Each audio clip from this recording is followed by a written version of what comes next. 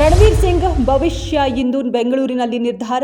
ಕಾಂತಾರ ಚಿತ್ರದಲ್ಲಿನ ದೈವದ ಬಗ್ಗೆ ಅಪಹಾಸ್ಯ ಆರೋಪ ದಾಖಲಾದ ಪ್ರಕರಣ ರದ್ದತಿ ಕೋರಿ ನಟ ಹೈಕೋರ್ಟ್ನಲ್ಲಿ ಅರ್ಜಿ ಸಲ್ಲಿಸಿದ್ರು ಎಂದು ನ್ಯಾಯಾಧೀಶರಾದ ನಾಗಪ್ರಸನ್ನ ಅವರ ಪೀಠದಲ್ಲಿ ರಣವೀರ್ ಸಿಂಗ್ ಅರ್ಜಿ ವಿಚಾರಣೆಯನ್ನ ಹೈಕೋರ್ಟ್ ನಡೆಸಲಿದೆ. ಗದಗ ಜಿಲ್ಲೆಯ ಶಿರಹಟ್ಟಿ ಕ್ಷೇತ್ರದ ಬಿಜೆಪಿ ಶಾಸಕ ಡಾಕ್ಟರ್ ಚಂದ್ರು ಲಮಾಣಿ ಮೊನ್ನೆ ಲೋಕಾಯುಕ್ತರಿಗೆ ಟ್ರ್ಯಾಪ್ ಆಗಿದ್ರು. ಶಾಸಕರಿಗೆ ಶೋಕಸ್ ನೋಟಿಸ್ ನೀಡಲು ಬಿಜೆಪಿ ನಿರ್ಧರಿಸಿದೆ. ಬಂಜಾರ ಸಮುದಾಯವನ್ನ ಕಾಂಗ್ರೆಸ್ ಸರ್ಕಾರ ಟಾರ್ಗೆಟ್ ಮಾಡಿದೆ ಎಂದು ಬಿಜೆಪಿ ಆರೋಪಿಸಿದೆ.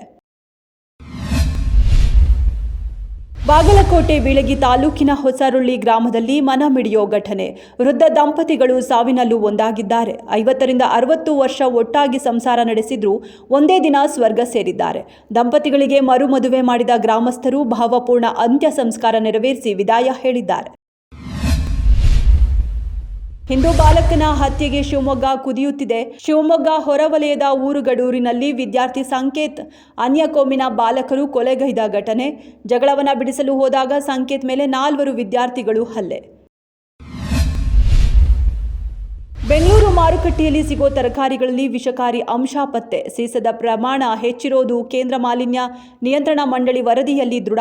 ಬದನೆಕಾಯಿ, ತೊಂಡೆಕಾಯಿ, ಚಪ್ಪರದ ಅವರೆ ಸೊಪ್ಪಿನಲ್ಲಿ ಹೆಚ್ಚಿನ ಪ್ರಮಾಣದ ಸೀಸ ರಾಸಾಯನಿಕ. ನೆಲಮಂಗಲ, ಕೋಲಾರ, ಚಿಕ್ಕಬಳ್ಳಾಪುರ ತರಕಾರಿಯಲ್ಲಿ ವಿಷಕಾರಿ ಅಂಶ ಪತ್ತೆ.